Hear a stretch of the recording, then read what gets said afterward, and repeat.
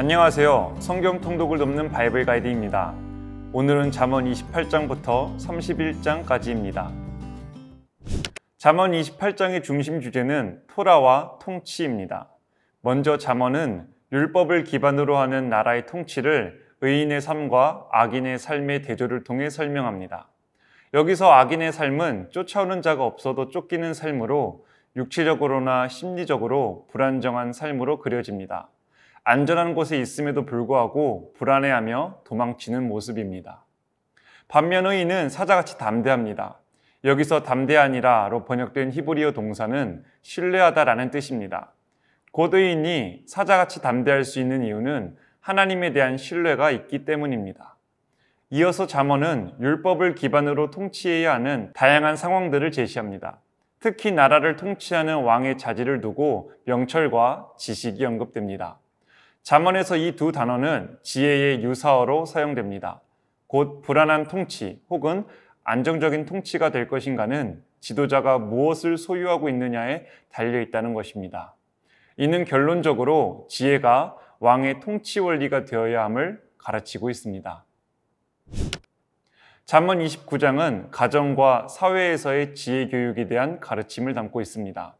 먼저 채찍과 꾸지람이라는 구체적인 훈계 방법을 통해 자녀가 지혜를 얻을 수 있다고 말합니다.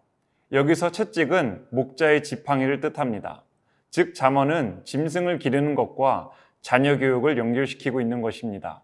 짐승들은 목자의 매를 통해 훈련되지 않으면 제멋대로 살며 큰 피해를 가져오게 됩니다.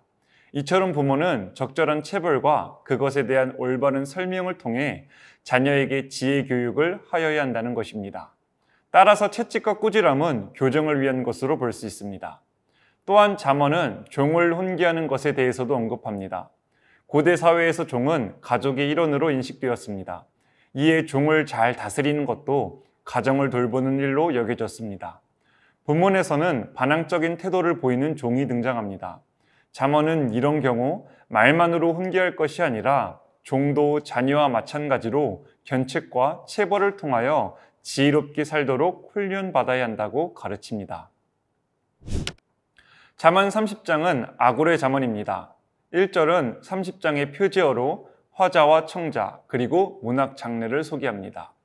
화자인 아굴에 대해서는 야게의 아들이라는 정보만 나옵니다. 청자에 대한 설명도 분명하지 않습니다.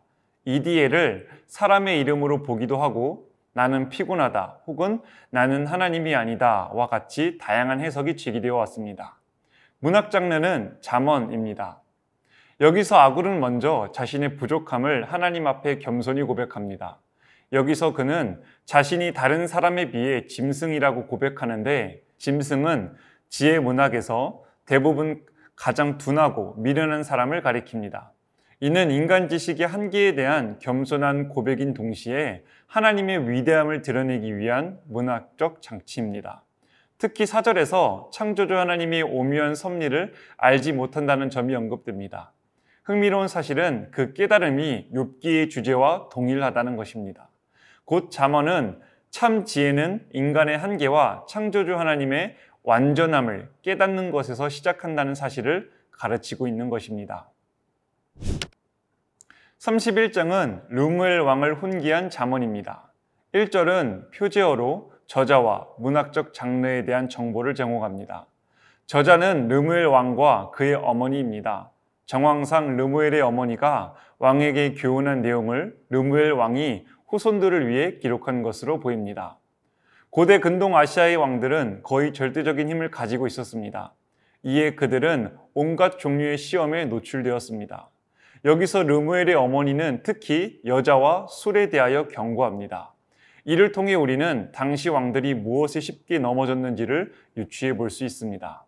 또한 어머니는 왕의 의무에 관한 가르침으로 왕은 권력이나 힘 있는 자들보다 곤고하고 가난한 자들을 돌보는 통치를 해야 한다고 교훈합니다. 곧 르무엘의 어머니는 여자와 술과 같은 향락을 절제하고 백성을 돌보는 일에 마음을 집중하는 것이야말로 왕으로서 나라를 지혜롭게 통치하는 길임을 아들에게 권고한 것입니다. 아굴은 자신의 지혜 없음을 겸손히 고백하면서 온 우주 만물을 완벽하게 창조하신 하나님의 섭리에 대하여 제대로 알 수 없다고 고백합니다. 그렇다면 여호와를 경외하는 것이 모든 지혜의 근본이라고 말하는 잠언 앞에서 우리는 어떻게 하나님을 바로 알고 관계 맺을 수 있을까요? 이에 대해 잠언은 분명한 태도를 취합니다. 하나님의 말씀은 다 순전하며 하나님은 그를 의지하는 자의 방패시니라. 여기서 순전하며 라고 번역된 히브리어 체루파의 원형인 차라프는 정제하다, 재련하다 라는 뜻입니다. 이는 용광로에 재련된 금속을 가리킬 때 사용되며 그 안에 불순물이 없음을 강조합니다. 곧 하나님의 말씀이 그 어떤 불순물도 첨가되어 있지 않은 완전한 말씀이라는 의미입니다. 따라서 우리는 이 말씀을 통하지 않고서는 결코 하나님을 순전하게 알 수 없습니다. 성경의 저자이신 성령 하나님의 도우심으로 알게 된 참 하나님만을 마음 다해 경외하는 우리 모두가 되길 소망합니다.